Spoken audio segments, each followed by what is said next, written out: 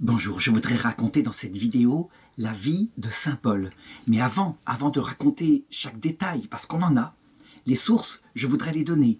Elles sont certes dans l'Écriture, mais pas seulement. Nous sommes dans une vidéo catholique et orthodoxe, et nous avons d'autres sources dans ce qu'on appelle la tradition apostolique. Ça veut dire que des choses qui ne sont pas racontées dans les actes des apôtres ou dans les épîtres, c'est-à-dire les lettres de Saint Paul, nous les connaissons parce que les chrétiens se les sont transmis de manière certaine, avec ici et là des écrivains ecclésiastiques qui étaient des historiens et qui les ont confirmés, mais de l'époque de Jésus. Saint Paul, il a une importance fondamentale. C'est un petit peu comme celui qui donne l'élan à une toute petite source qui donnera ensuite un fleuve. Et donc, comme il est à la source, eh bien, il influence tout le reste. Au point que certains exégètes dans les années 60 ont même dit que c'était lui qui avait créé le christianisme. Il faut faire attention à ces exégètes, c'est-à-dire ces interprètes de l'écriture des années 60. Ils ont tout déconstruit. C'était une époque où, je dirais, on inventait n'importe quelle théorie et malheureusement leurs théories ne survivaient pas à leurs auteurs. Par exemple, il s'est répandu jusque chez les musulmans que la divinité du Christ était une invention de Saint Paul, que Saint Paul lui-même avait inventé cette chose-là afin de donner un avenir à cette religion. Alors, c'est absurde. D'abord, c'est un jugement qui se fait 2000 ans plus tard. Qui aurait pu imaginer que cette religion survive, même en imaginant que Saint Paul ait inventé qu'il était Dieu, ce pauvre homme crucifié, et dont, au point de vue extérieur, au point de vue visible, mondain, c'était un échec, alors que c'était seulement au point de vue surnaturel que c'était une réussite. La divinité de Jésus, on a dit que c'était Saint Paul. En fait, c'est parce que ces personnes-là ne connaissaient pas assez l'évangile selon Saint Jean. C'est Saint Jean qui est le plus précis pour définir que Jésus est vraiment Dieu. Et il commence d'ailleurs son évangile de la façon suivante.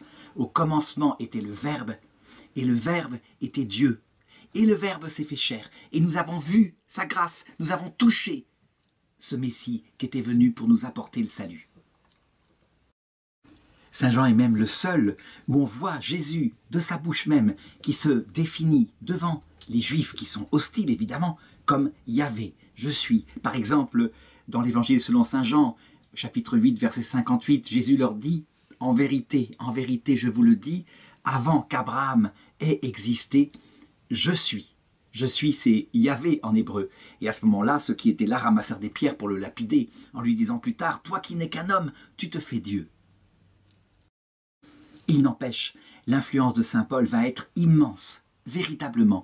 Et ce n'est pas pour rien que Jésus l'a choisi, alors que Saint Paul n'a jamais connu Jésus, mais il lui est apparu.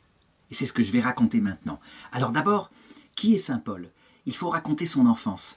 Saint Paul, c'est un enfant juif, un juif vraiment de la pure culture juive, je dirais même de la culture juive noble, à savoir qu'il est pharisien, fils de pharisien. C'est ce qu'il dit lui-même. Et là, c'est dans les Actes, chapitre 23, verset 6, mais je ne donnerai pas à chaque fois les références, ça rendrait ce récit pénible. Les pharisiens, on imagine toujours que ce sont des gens qui aiment apparaître dans la rue et qui marchent lentement, avec leur dignité en bandoulière, et qui ne vivent que de la gloire qu'ils reçoivent du peuple. Ça, on pourrait dire, ce sont plutôt les pharisiens dégradés, à l'époque de Jésus. Les pharisiens, à l'origine, ce sont des combattants. C'est ça leur ancêtre. Ils se sont battus pour défendre la culture juive face à l'invasion des Grecs qui voulaient faire disparaître cette culture en forçant les gens à se refaire un prépuce, les garçons en particulier, qui étaient circoncis, en participant à des Jeux olympiques tout nus, en adorant éventuellement les dieux de ces païens. Et eux avaient vraiment pris les armes. C'est ce qui est raconté dans la Bible écrite en grec, parce que ces gens-là sont intelligents. Ils rejettent les Grecs, mais ils prennent ce qu'il y a de bon dans leur culture. En tout cas, dans le livre des Maccabées, qui sont leurs ancêtres directs, c'est raconté cette révolte. Quand je dis que ce sont des êtres intelligents, ça veut dire qu'ils sont prêts, malgré leur combat extrêmement dur et physique contre les Grecs, ils sont prêts à assumer, dans la pensée juive, ce qui leur paraît intelligent et justifié. Et en particulier, ils prennent chez les Grecs l'Hadès. L'Hadès, c'est pas simplement le Sheol, ça veut dire un tombeau où on est comme ça sans souvenir. C'est le séjour des morts, où on habite, en attendant quoi? La résurrection. Alors, attention, je n'ai pas dit qu'ils avaient pris la résurrection de la chair chez les Grecs, ils l'ont plutôt pris chez les Égyptiens. Ils l'ont réinstillé, alors que Moïse, manifestement, n'en parle jamais. Mais il n'empêche que ça donne quelque chose de très important. Tout d'un coup, ces gens-là sont des théologiens qui croient que la terre promise à Moïse était un symbole. Elle était réelle, mais elle était aussi un symbole d'une vraie terre promise, une vie éternelle fantastique, où on allait régner dans l'autre monde. Évidemment, c'était une avancée théologique gigantesque que le christianisme a entièrement assumée. Vraiment, on peut le dire. Et que une partie des Juifs méprisait. Ce sont les fameux Sadducéens. Les Sadducéens, ils refusent par exemple tous les livres que les catholiques et les orthodoxes gardent dans la Bible, les livres écrits en grec, pour ne garder que les livres écrits en hébreu, où il n'y a pratiquement jamais la vie après la mort. Et donc, ils s'opposaient farouchement à cette nouvelle théologie qui disait qu'il y a une vie après la mort. Ce sont des conflits qui vont être là présents tout au long de la vie de saint Paul, et je dirais quelquefois qu'ils vont lui sauver la vie. Je vais le montrer. Eh bien, saint Paul, lui, c'est un jeune homme qui a le sens de l'absolu. Je dirais, cette mondanité extérieure, non, c'est pas son truc. Il a le sens véritablement que c'est l'amour de Dieu, pas un amour d'amitié, hein, un amour, je dirais, d'adoration envers un Dieu grand. Mais c'est cet amour de Dieu qui motive sa vie et il est prêt véritablement à se dévouer pour cela. Donc, étant jeune, il fait des études de théologie qui sont payées par ses parents. Et ses parents, c'est pas n'importe qui non plus. On peut supposer que ce sont des gens riches pour une raison simple, c'est qu'ils ont acheté, parce que c'est comme ça que ça se faisait à l'époque et ça rapportait beaucoup à l'Empire romain, la nationalité romaine. Ils ne sont plus seulement des juifs, et donc des sous-hommes qui, s'il y avait un conflit, seraient crucifiés. Ils sont des Romains, et ça leur donne une dignité qui fait que s'il y avait un conflit, ils seraient plutôt décapités. Alors, quelle est maintenant la date de naissance de Paul? On ne la connaît pas vraiment, mais on peut la deviner, parce que quand il commence à lutter contre la nouvelle religion qui apparaît, à savoir le christianisme, et qui commence à se développer à Jérusalem, puis à Antioche, disons dans les années 35-40, c'est un jeune homme qui a 22 ans peut-être, et donc on peut imaginer qu'il a dû naître, alors en prenant les dates classiques, même si on sait que véritablement Jésus est né vers -6, on a fait une erreur de calcul, mais peu importe, il a dû naître environ, alors que Jésus, à Nazareth, devait être âgé de 15-16 ans, quelque chose comme cela. Et donc il a dû entendre parler de la prédication de ce Jésus, alors que lui était encore un jeune homme aux études. Et il regardait ça d'un mauvais œil, il entendait parler ses collègues ou ses professeurs, qui étaient des pharisiens, et en particulier un professeur de très haut niveau, auquel on le mit à l'école. Il s'appelait Gamaliel. Et c'est vrai, c'était un sage juif, un homme d'expérience, un homme contemplatif. Et on en a une idée de la façon suivante. C'est qu'à un moment donné, évidemment, alors qu'on a fait crucifier Jésus, on s'en est débarrassé, et qu'on pense que cette secte bizarre-là va disparaître, eh bien c'est l'inverse qui se passe. Ces apôtres sortent de leur trou où ils s'étaient cachés, tout peureux, et se mettent à prêcher, sans honte, dans la rue, avec un grand courage qu'ils n'avaient pas manifesté avant, d'autant plus que ce ne sont pas des gens cultivés, ce sont tous des pêcheurs de Galilée, des choses comme ça. Et cette secte, ils appellent ça comme ça, au sens mauvais du terme, on pourrait nous appeler ça une autre spiritualité qui accomplit l'Ancien Testament. Mais pour les Juifs, là, qui luttent, c'est quelque chose qui se coupe du judaïsme. Eh bien, cette secte se développe. Eh bien, les Actes des Apôtres racontent une scène où son maître, Gamaliel, est mis en scène, justement. C'est quand, au début des Actes des Apôtres, chapitre 5, verset 29, Pierre, celui qui s'était caché pour ne pas être crucifié avec Jésus, parle avec un grand courage, une grande sincérité, avec des mots simples. Il parle de ce qu'il a vu. Il l'a vu ressusciter. Et il y a là des pharisiens qui écument de rage en disant « Mais c'est faux, il ment !» Ils ont caché son corps, c'est évident, c'est si simple. Ils ont dû faire du cinéma. Pourtant, ils se doutent que peut-être il y a quelque chose de bizarre. Parce que tout de même, cette histoire du tremblement de terre, des ténèbres qui se sont mis au-dessus du lieu de la crucifixion, et puis le rideau du temple qui a été déchiré, tout ça, évidemment, ça a troublé. Mais il n'empêche, ils n'y croient pas. C'est d'ailleurs pas possible. Cet homme qui, soi-disant, faisait des miracles, qui se disait quelquefois Dieu, et on ne s'était pas trompé. Cet homme est incapable, a été incapable de descendre de sa croix. Donc manifestement, c'était un menteur. Alors ils écument de rage devant Saint-Pierre, et il finit, dans leur colère, par prendre conseil auprès de Gamaliel, qui lui est un sage et qui leur dit simplement ceci, avec sa foi très profonde. Ne vous occupez pas de ces gens-là. Vous savez très bien que si ça vient de Dieu, vous ne pourrez rien contre eux, et ça se développera. Mais si ça ne vient pas de Dieu, vous verrez, ça disparaîtra de soi-même. Comme plein d'autres sectes, comme plein d'autres messies qu'il y a eu ces jours-ci, ces années-ci, ils ont tous disparu avec leurs disciples. Eh bien, on peut dire que ce conseil avisé, extrêmement solide, et qui laisse ouvert la possibilité que quelque chose se soit passé avec ce Jésus qui a été crucifié quelques jours plus tard, eh bien il laisse la possibilité que ça puisse venir de Dieu. Et on se range à son avis. Voilà ce que c'est qu'un sage. Et un homme de foi, parce qu'il a raison. Quand quelque chose ne doit pas subsister parce que Dieu ne veut pas que ça subsiste, il lui retire son énergie et ça meurt de soi-même. Alors on pourrait dire que l'enseignement qu'a reçu saint Paul est un enseignement de cette veine-là, c'est-à-dire une sagesse très profonde. C'est pas que ça. Il faut savoir que les pharisiens, je l'ai dit donc, depuis, parce qu'il s'est passé quand même quelques siècles après la révolte des Maccabées, sont devenus des notables. Et des notables installés. Et qu'est-ce qui rassure le plus des notables installés ? C'est le fait d'enseigner à ceux qui leur succèdent, à leurs élèves, une loi précise, carrée, juridique, qu'il faut suivre, et on obtient le salut. On est bien loin, évidemment, de la souplesse des frères Maccabées, qui, eux, étaient capables, d'interpréter la loi quand il le fallait. Par exemple, les Grecs avaient compris que si on les attaquait le jour du sabbat, ils se laissaient tuer, puisque le jour de sabbat, on ne travaille pas. Du coup, les frères Maccabées décidèrent que le jour du sabbat, on pourrait se battre pour ne pas se faire massacrer. Ça, c'est la souplesse et l'intelligence du début.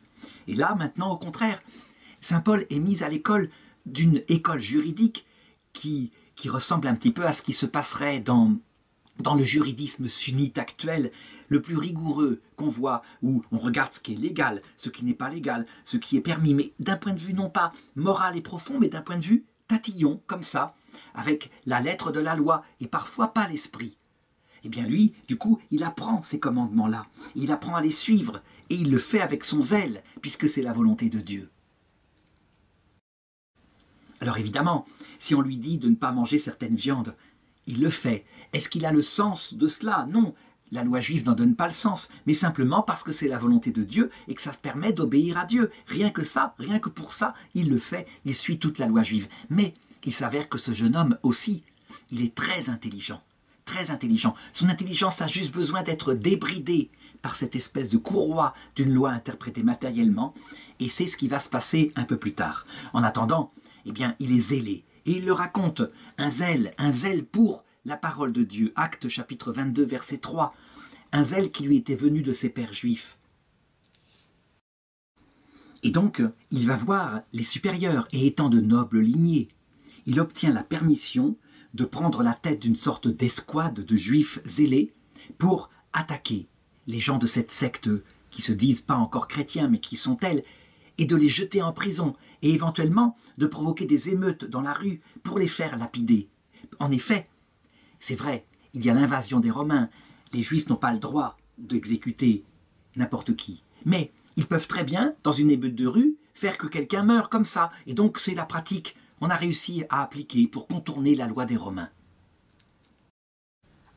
Il obtient ses lettres de mission, et alors à partir de cet âge-là, peut-être 22 ans, il se met à parcourir toute la Terre Sainte, de synagogue en synagogue, afin de vérifier s'il n'y a pas des gens qui se disent juifs et qui prêchent cette nouvelle secte, pour les attraper, pour les dénoncer, pour les mettre en prison, et éventuellement les faire battre de verges de manière à ce que, tout penaud, ils couinent et qu'ils retournent dans leur nid et qu'ils arrêtent comme ça de pervertir le peuple juif. C'est comme ça qu'il s'exprime en Actes chapitre 22, verset 19. Alors je voudrais raconter un événement qui montre à quel point il était dur. Il y avait, en ce tout début du christianisme à Jérusalem, un homme qui se mettait à prêcher avec un zèle extraordinaire et une intelligence très grande aussi, la voix de Jésus-Christ. Cet homme-là s'appelait Étienne. Et on peut penser qu'il était l'un des 7 diacres que les apôtres avaient institués parce qu'il le fallait. Beaucoup de gens déposaient leurs biens aux pieds des apôtres afin de vivre en communauté et qu'il n'y ait plus de pauvres. Quelque chose d'ailleurs d'assez douteux auquel le Seigneur mit très vite fin. C'était une sorte de projet communiste qui venait de leur enthousiasme. Il faut imaginer l'enthousiasme qu'ils avaient. Tous ceux qui étaient là avaient soit vu Jésus, soit, je dirais, avaient reçu une dose de l'Esprit Saint tellement forte que leur cœur était en feu, une présence de Dieu qui leur donnait un absolu mépris pour la mort.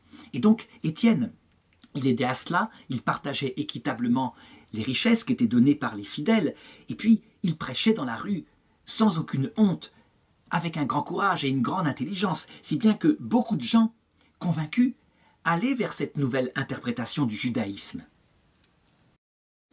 La puissance de ce diacre Étienne était impressionnante, parce que non seulement il était capable, avec intelligence, d'expliquer la cohérence de l'Ancien Testament, il appelait ça déjà comme ça, avec la nouvelle alliance qui était prêchée par le Christ, mais en plus, il prouvait que sa parole venait de Dieu par des grands signes, des miracles, des guérisons, des choses comme ça, si bien que le peuple naïf, d'après saint Paul, qui s'appelait à l'époque Saul, Saul de Tarse, il faut d'ailleurs le dire, hein, le nom de Paul viendra plus tard, eh bien, d'après Saul, cet homme-là était extrêmement dangereux. Et donc, voilà qu'un jour, il assista à la scène suivante. Il y avait des Juifs qui venaient de beaucoup de la dispersion, c'est-à-dire des Cyrénéens, des Alexandrins, donc, et d'Égypte, mais aussi de la Cilicie en Asie, et qui entendaient cet Étienne qui avait prêché dans la synagogue, et donc qui voulait publiquement faire une sorte de disputatio, c'est-à-dire de discussion, pour montrer à quel point il était menteur. Le problème, c'est que la discussion tournait mal. Étienne était tellement savant dans la loi ancienne que ses arguments portaient, manifestement, et personne ne pouvait lui tenir tête. C'est raconté dans les Actes, chapitre 6, verset 9.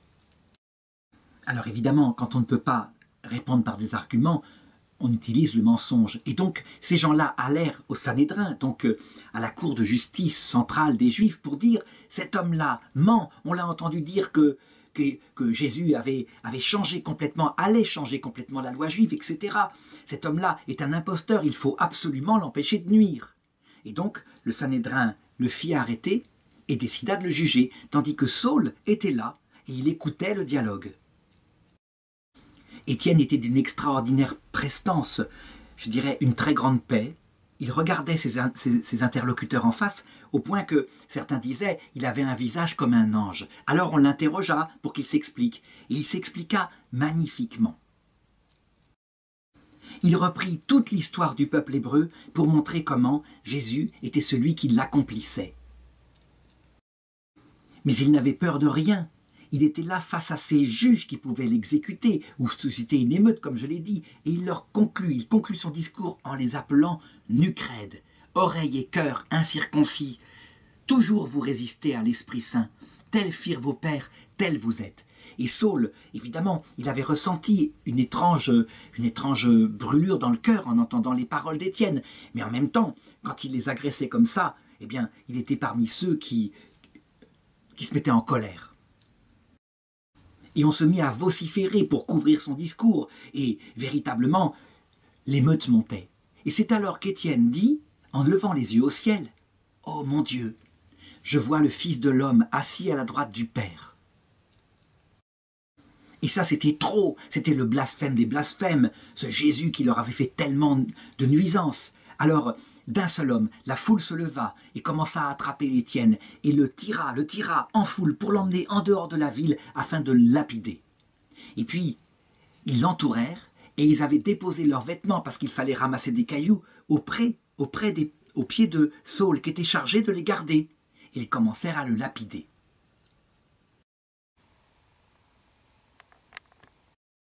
Et le pire, c'est qu'Étienne, il dit avant de mourir, « Seigneur Jésus, reçois mon esprit. » Et puis, dans un grand cri, et juste avant d'agoniser, il dit « Seigneur, ne leur compte pas ce péché. » Et puis il mourut.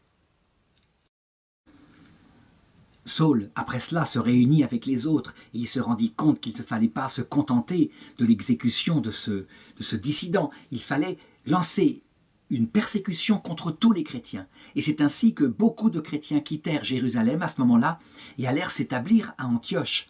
Ils avaient fui les rusés. Et ça mettait très fort en colère Saul, qui alla voir de nouveau ses supérieurs et qui demanda des lettres et une escouade pour pouvoir se rendre à Damas et pouvoir faire la même chose qu'on avait fait à Jérusalem. On n'y arriverait pas autrement. Son idée, c'est de ramener prisonniers enchaînés à Jérusalem ceux de cette secte et de provoquer, je dirais, soit par une émeute leur exécution ou encore de les châtier. Toujours est-il qu'il part avec une escouade et cette autorisation vers Damas. Et il part à cheval. Et alors qu'il est midi, et là nous avons plusieurs récits, ça l'a tellement bouleversé, puis ça a tellement bouleversé l'Église que nous avons un récit de lui dans les Actes des Apôtres au chapitre 22, et puis d'autres récits. Toujours est-il que les détails ne sont pas toujours précis. Je vais le montrer. Ça montre qu'il a subi une grande émotion. Et donc il raconte ceci. « Je faisais route et j'approchais de Damas quand tout à coup, vers midi, une grande lumière venue du ciel m'enveloppa de son éclat. Je tombais sur le sol et j'entendis une voix qui me disait « Saül, Saül, pourquoi me persécutes-tu » Et moi, je répondis « Qui es-tu, Seigneur ?» Et la voix me dit « Je suis Jésus, le Nazaréen, que tu persécutes. » Alors ceux qui étaient avec moi virent bien la lumière, mais ils n'entendirent pas la voix de celui qui parlait. Et il faut dire que, dans un autre récit, c'est l'inverse.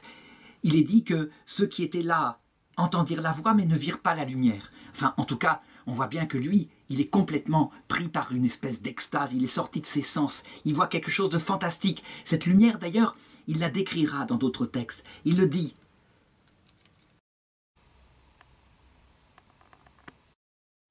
De la deuxième épître aux Corinthiens, chapitre 12, il dit ceci. « Je ne sais pas si j'étais avec mon corps ou sans mon corps, que j'étais dans cette situation-là. Ça s'est passé il y a 14 ans. Tout ce que je sais, c'est que je suis monté au 3e ciel, au paradis. Je ne sais pas, répète-t-il, si c'était avec mon corps ou sans mon corps. Et j'ai entendu des paroles ineffables qu'il n'est permis à personne de redire. » On voit à quel point ce souvenir est brûlant encore en lui.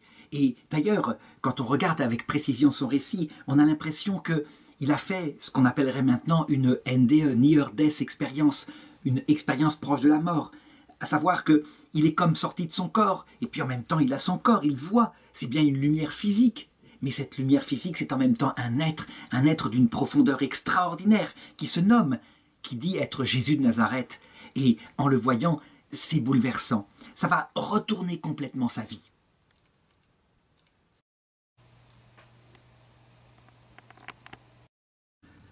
On peut, je pense, reconstituer ce qu'il a éprouvé en se faisant raconter des récits de ces expériences-là qui ont eu lieu depuis à peu près 30-40 ans et que le docteur Moody, par exemple, dans les années 70, raconte. Ils disent « Cet être, c'est une lumière extraordinaire qu'on voit de ses yeux et en même temps, il apparaît en le voyant, 3 qualités qui unifient son âme, des qualités extraordinaires qui fait que, en comparaison, on se sent vraiment comme un pécheur immonde. Ces qualités sont d'abord la vérité, une vérité totale qui émane de cet être de lumière, une vérité telle que on peut refaire le film de sa vie à sa lumière et voir tout ce qui a été mal. Mais en même temps, c'est ça qui est extraordinaire, c'est que ce n'est pas qu'une vérité, sinon ça serait désespérant. C'est un amour envahissant, puissant, qui envahit tout l'être. Et c'est vrai, ce que dit saint Paul, on est au paradis. C'est pas le paradis définitif, le 7e ciel, la vision béatifique. Cette lumière est physique, mais tout de même, c'est comme le 3e ciel. Ça veut dire cette étape particulière où on voit le Christ dans sa gloire. Cet amour, il est stupéfiant. Et puis, sans doute, 3e qualité, c'est cette humilité de cet être de lumière, une humilité profonde, qui fait qu'il ne nous condamne pas, il est un de nous, il nous comprend, il se fait même notre avocat. Alors dans les Actes des Apôtres, au chapitre 26, verset 14, eh bien, saint Paul a une autre phrase qu'il ajoute. Le Christ lui a dit non seulement « Pourquoi me persécutes-tu » ce qui est d'ailleurs frappant, parce que lui, il persécutait des hommes qui étaient sur terre, Et cet être de lumière dit « c'est moi que tu persécutes ». C'est de là que sortira sans doute toute sa théologie sur l'Église, corps du Christ, corps mystique, tellement il aime les hommes. Mais la phrase ajoute « pourquoi regimbes-tu contre l'aiguillon ?» En fait, saint Paul comprendra cette parole-là beaucoup plus tard. Effectivement, le discours d'Étienne, il avait le cœur en feu et il résistait. C'était évident que c'était faux et pourtant, c'était d'une telle noblesse. L'aiguillon, c'était l'attraction que le Seigneur Jésus exerçait sur son âme. Et dans cette rencontre bouleversante, eh bien, Jésus va lui révéler quelle est la mission et pourquoi il l'a choisie. Il lui dit « Relève-toi, tiens-toi debout, car voici pourquoi je te suis apparu, pour t'établir serviteur et témoin de la vision dans laquelle tu viens de me voir et de celle où je me montrerai encore à toi.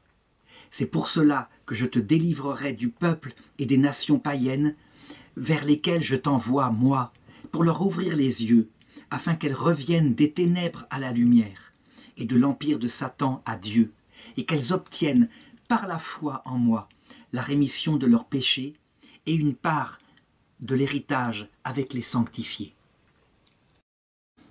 On ne sait pas combien de temps durera cette vision. On peut le deviner de par les témoignages, je l'ai dit. Quelquefois, une minute simplement de cette vision-là paraît des heures et des heures, tellement c'est fort. Toujours est-il que les compagnons étaient stupéfaits et quand Saul sortit de sa vision, eh bien, il était là, comme écrasé, et il n'y voyait plus. Il avait beau avoir les yeux ouverts, il n'y voyait plus. Il avait demandé au Seigneur « Que dois-je faire, Seigneur ?» Et le Seigneur lui répondit « Va vers Damas, on te dira ce que tu dois faire. » Alors ses compagnons l'amenèrent à Damas, et là, eh bien, il logea chez un juif qui s'appelait Jude, et il resta 3 jours sans manger, comme bouleversé par sa vision. Au même moment, à Damas, il y avait donc, je l'ai dit, beaucoup de réfugiés chrétiens qui étaient réunis, et ils avaient une sorte de chef, un ancien, un sage, qui s'appelait Ananie. Il était sur sa couche quand le Seigneur lui apparut en songe et lui dit « Ananie ». Il répondit « Que me veux-tu, Seigneur ? Va dans la maison, à droite, dans la rue, chez un certain Judas, et là tu trouveras un homme appelé Saul de Tarse. Il prie, et en ce moment, il est en train de me voir, et je lui dis qu'un Ananie viendra pour lui imposer les mains et lui rendre la vue. » Alors Ananie répondit « Seigneur, oui, j'ai entendu parler de ce Saul. C'est un persécuteur. Il a été envoyé avec les pleins pouvoirs des prêtres pour nous persécuter ici, à Damas. » Et le Seigneur le rassura tout de suite en lui disant « Va, cet homme est pour moi un instrument de choix pour porter mon nom devant les nations païennes, les rois et les Israélites. Et moi-même, je lui montrerai tout ce qu'il faudra souffrir pour mon nom. » Alors Ananie y alla. Et là, eh bien, il trouva ce qu'avait dit le Seigneur.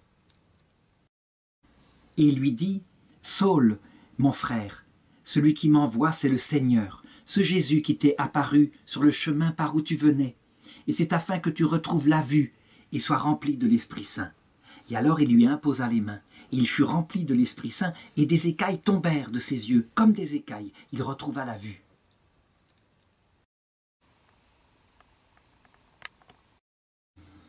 Le sens de ce qui s'est passé là est net. Ça veut dire que avant, il y avait comme des écailles sur le cœur qui l'empêchaient de voir la vérité contenue dans le message de Jésus. Et tout d'un coup, par la puissance de Jésus, eh bien, c'est comme s'il retrouvait la vue physique et surtout la vue spirituelle. Toujours est-il qu'il passa quelques jours avec les disciples ainsi à se requinquer. Il prit quelques nourritures et ensuite, rempli du sel de Dieu, il se mettait à prêcher dans la rue à son tour ce qui lui était arrivé. Et les gens étaient stupéfaits. Au début, cette prédication était toute faite d'émotion. Il parlait du bouleversement qu'il avait vécu et rien d'autre. Et puis, au fur et à mesure, ne serait-ce que parce qu'on lui posait des objections, eh bien, il retrouva tout son esprit et toute sa formation théologique reçue auprès de Gamaliel, et il l'a mis au service du Seigneur, si bien qu'au bout d'un certain temps, ses argumentations devenaient de plus en plus précises, de plus en plus redoutable pour ceux qui étaient là et qui l'entendaient et qui avaient toujours les écailles sur les yeux, si bien que certains commencèrent à se dire « il faut le faire périr, il est très dangereux ». Alors il faut ici que je m'arrête sur un point de théologie, ces écailles sur le cœur. Il faut bien se rendre compte que le Seigneur peut donc les faire sauter comme il le veut, quand il le veut. Il peut faire de ces fils d'Abraham que voici, dit-il, des enfants de Dieu. Pourquoi est-ce qu'il ne le fait pas? Pourquoi est-ce qu'il a décidé que certains juifs garderaient des écailles et un voile sur les yeux pour ne pas voir cette vérité? C'est sa volonté souveraine. C'est parce qu'il garde une partie du peuple juif pour en faire un grand signe vers la fin du monde, bien évidemment. Il faut avoir une foi complète. En regardant ce récit de la conversion de saint Paul, qui était une sorte de taliban, quoi, eh bien, il faut avoir une foi complète que ce que fait le Seigneur, c'est évidemment parce que lui, il voit l'entièreté de ce qui est prévu, le salut du plus grand nombre. Saul, quant à lui, n'avait peur de rien, il continuait de prêcher dans Damas, si bien que certains juifs se servirent d'argent pour acheter les magistrats, et les magistrats firent placer des gardes aux portes de la ville afin de pouvoir arrêter Saul, éventuellement de le juger et de le faire exécuter. Et Saul en eut vent, on le prévint, si bien qu'il se cacha dans une maison. Et la nuit, les chrétiens décidèrent de le faire sortir de la ville par une technique peu banale, à savoir que une maison donnait sur le rempart, et avec une corde et une sorte de panier, ils le firent descendre le long de du rempart jusqu'en bas, et il put ainsi sortir de la ville.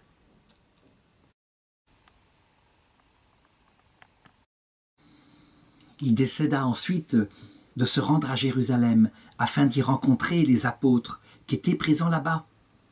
Et il essayait de se renseigner dans la rue pour les trouver. Mais les apôtres se méfiaient beaucoup, ils savaient qui il était et quel était son zèle intempestif contre la foi. Ils avaient donc peur de le rencontrer. Mais Barnabé, qui était présent, qui savait ce qui était arrivé, les rassura. Il leur raconta ce qui était arrivé, si bien que Saul put rencontrer Pierre. Saul lui raconta tout ce qui était arrivé, et aussi la mission que Jésus lui avait donnée. Ce qui marqua le plus Pierre, c'était l'idée qu'il devrait prêcher dans le monde entier, et pas seulement aux Juifs. C'était quelque chose qu'il n'avait pas encore intégré. Cependant, il essayait de comprendre la volonté du Seigneur et donc il observait les signes des temps et en particulier ce qui allait se passer avec ce nouveau converti. Toujours est-il que Saul se mit à son tour à prêcher dans Jérusalem et que là, de nouveau, les choses tournèrent mal. De nouveau, certains Juifs au cœur endurci se mirent en tête de faire périr un homme si dangereux qui pourtant était leur allié quelque temps avant. Il fallait manifestement calmer le jeu à Jérusalem et donc on finit par l'envoyer à Césarée et ensuite pour sa ville de naissance, Tarse. C'est ainsi que pendant un moment, parce que les prédicateurs étaient, je dirais, moins visibles, ils travaillaient plus sur le cœur, eh bien une grande paix s'établit sur les églises qui avaient déjà été fondées et elles purent se fortifier, réfléchir un petit peu au message, je dirais l'intégrer. On parlait moins avec, je dirais, le feu et la flamme de la conversion qu'avec la réflexion profonde de ce qu'on avait compris maintenant, porté par l'Esprit Saint. Saul, quant à lui, eh bien, s'était mis à prêcher là-bas, du côté de la Grèce, et il connaissait bien le grec, donc il s'adressait d'abord aux Juifs de langue hellénistique, et puis aussi aux païens. Et là, il se mit à constater que beaucoup de Juifs résistaient durement. Ils étaient avertis contre ce message-là, tandis que des païens grecs se convertissaient, se laissaient toucher par l'Esprit Saint. Et donc, il priait beaucoup le Seigneur pour qu'il lui indique comment ça se faisait que ça se passait comme ça. Eh bien, le Seigneur lui apparut et lui dit « Ne te décourage pas.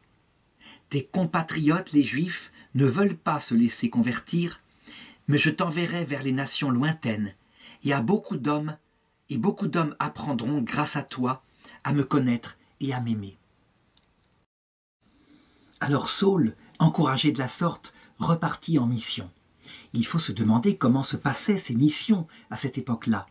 Eh bien, en fait, c'était assez simple, même si la persécution était là.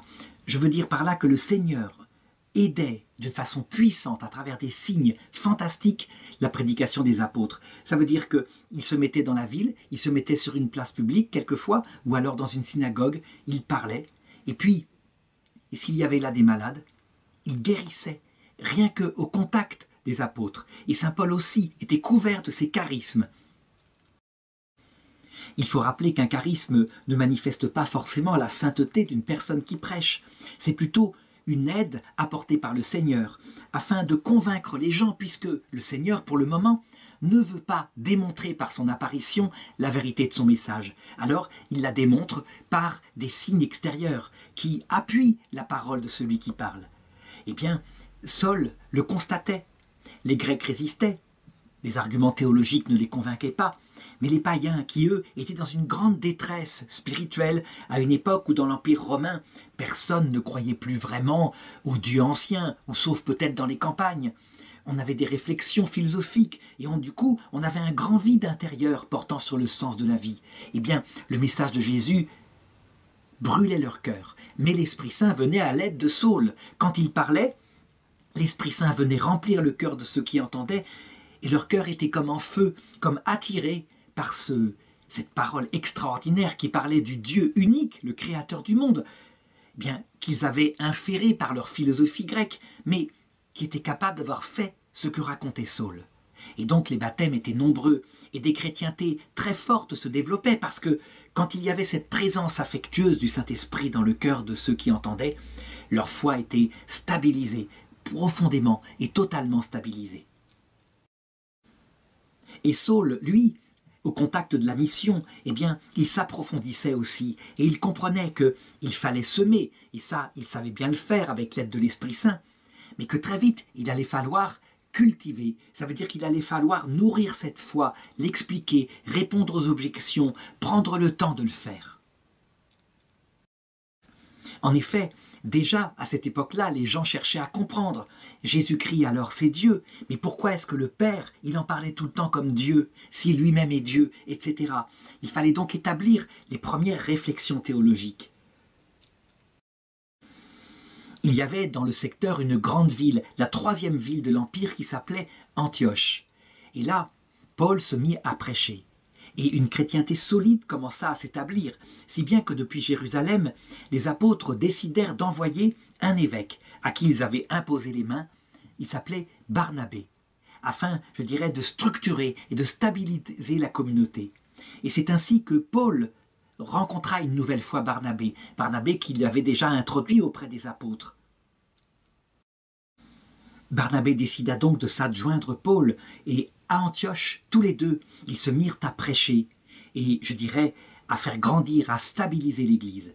La puissance était extraordinaire, et l'Évangile progressait dans tous les cœurs. Et il faut remarquer que les païens de la ville, pour la première fois, et par moquerie, appelèrent ces nouveaux convertis les chrétiens.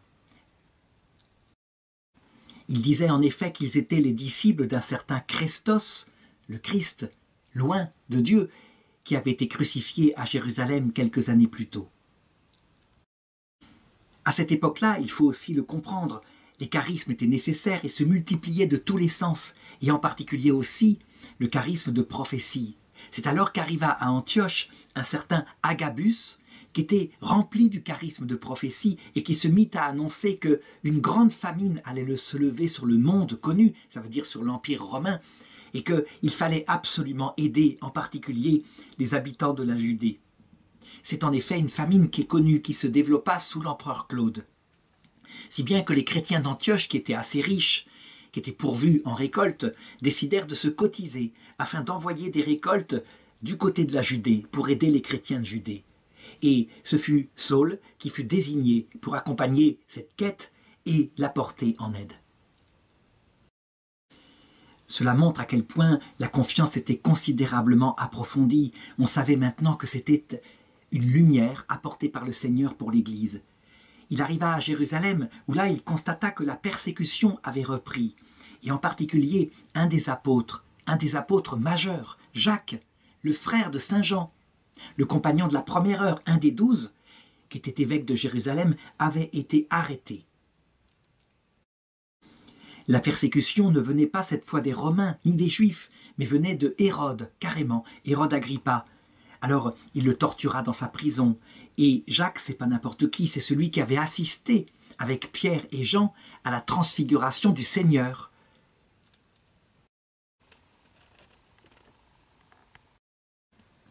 Il fut décapité à cette période-là sur l'ordre d'Hérode.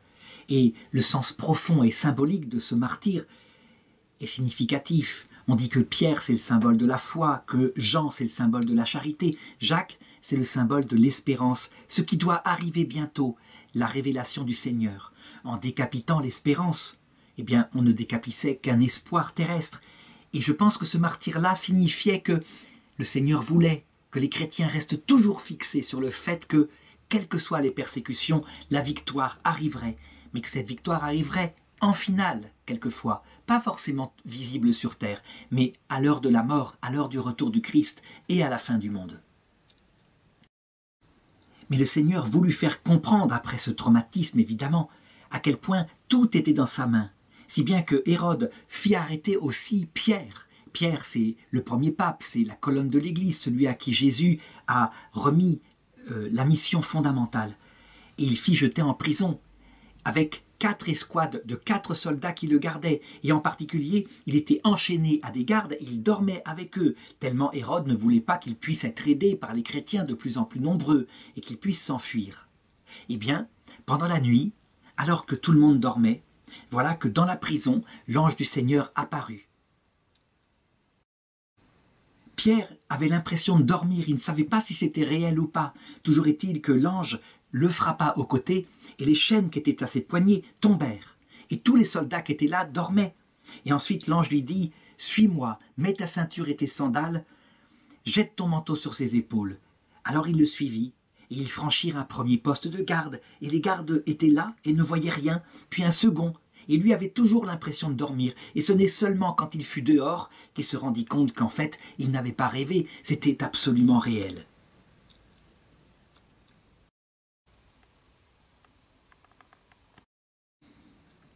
Ceci faisait grandir la foi, une foi confiante dans la puissance du Seigneur.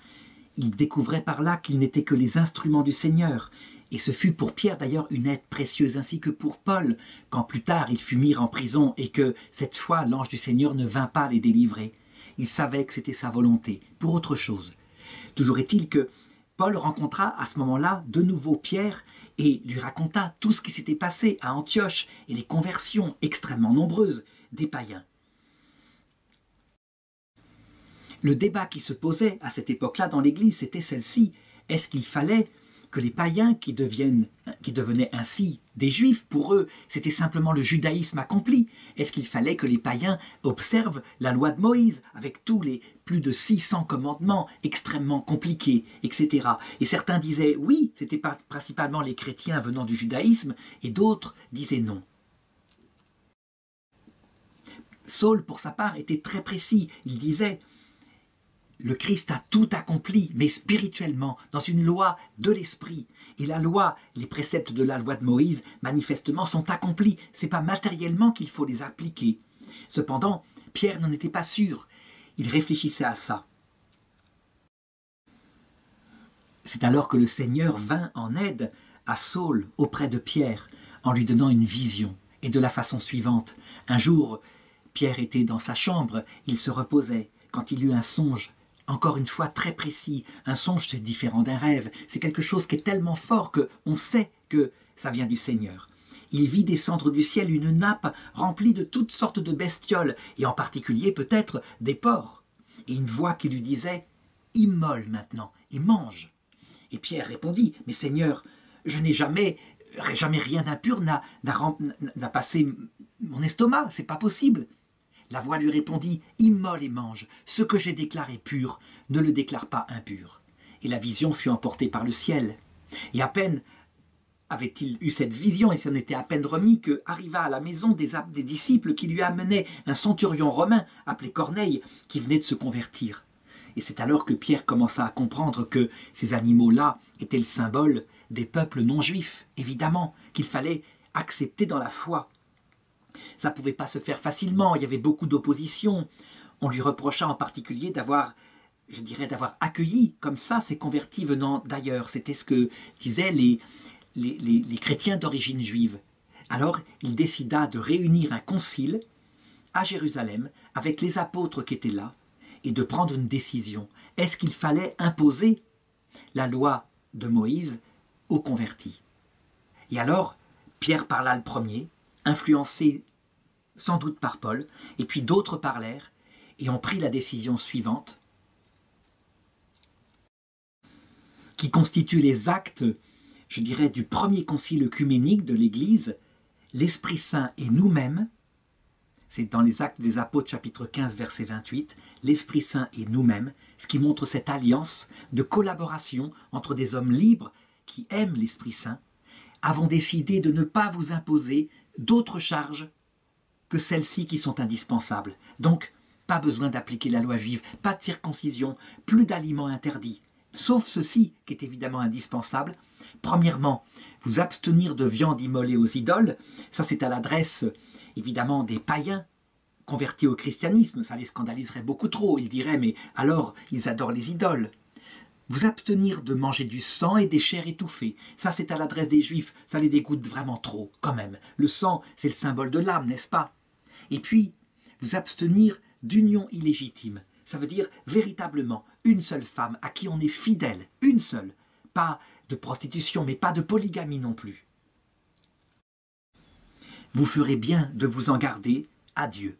Voilà, c'est simple, c'est clair. Évidemment, les apôtres vont être envoyés pour aller enseigner cela, pour développer l'enseignement de manière vivante auprès des communautés, et en particulier Saint Paul. Parce que Paul, celui qui s'appelait Saul et que je peux appeler maintenant Paul, avec sa parfaite et profonde culture, avec sa connaissance de la loi juive, et puis cette vision du Christ, cet Esprit Saint qui l'avait rempli, il sert évidemment de théologien. Il va développer, à partir de là, dans sa prédication, de manière intelligente, l'explication de ce concile. Par exemple, pour les viandes immolées aux idoles. Il va le faire avec très grande souplesse en disant « Vous savez bien, mes frères, que les idoles n'existent pas. C'est du vent. Donc, est-ce que je peux manger des viandes immolées aux idoles? Oui, en soi, je peux en manger, ça n'a aucune importance. Cependant, vous qui êtes intelligent, faites attention. Pensez à ceux qui n'ont pas votre intelligence. Et les jeunes qui viennent de se convertir, s'ils vous voient attablés à la table des idoles et qu'ils pensent que vous adorez les idoles et que c'est pas grave, qu'on peut, je dirais, être souple, alors vous les ferez tomber et vous ferez tomber dans le péché des personnes pour qui le Christ a donné sa vie. Donc, si vous devez scandaliser un de ces petits, eh bien, mieux vaudrait ne plus jamais manger de viande plutôt que de scandaliser un de ces petits. Pour ce qui est du sang et des viandes étouffées, il en parle beaucoup moins, tout simplement parce que très vite il se rend compte qu'il n'arrive pas à prêcher aux Juifs. Il n'arrive pas, il n'y a rien à faire, ça ne marche pas. C'est comme si véritablement le Seigneur bloquait la prédication de Paul auprès de ses frères de religion. Par contre, pour ce qui est de la noblesse du mariage, il commence à en parler et il dit même « Regardez le mariage, c'est un grand signe. » Je veux dire, le mariage chrétien, c'est la même chose que notre relation, notre âme, avec notre Seigneur. C'est dans l'Épître aux Éphésiens, chapitre 5, verset 32, et en une phrase, il dit tout. Regardez le Seigneur, ne vous est-il pas fidèle, quoi que vous fassiez, que vous le trahissiez ou pas? Eh bien, dans le mariage, c'est la même chose à laquelle il vous appelle, la fidélité mutuelle, quoi qu'il arrive, jusqu'au pire. Et ça sera porté par la grâce, mais vous serez le signe de la manière dont Dieu nous aime. Évidemment, cet apport de l'intelligence de Paul, de sa formation sûrement philosophique, mais aussi théologique, est d'une grande aide pour l'Église, qui est formée, il faut s'en rappeler, au départ, de pauvres gens qui n'ont pas reçu une culture comme ça classique. Cet apport va être extraordinaire, l'influence va être gigantesque, d'autant plus que Saint Paul, eh bien, son zèle apostolique est toujours là, et il décide, envoyé par les apôtres, de repartir en mission. Voilà, je m'arrête là pour cette première partie, parce que ce récit est tellement riche qu'il est long, et donc je préfère diviser la vidéo en deux, mais la suite arrive tout de suite.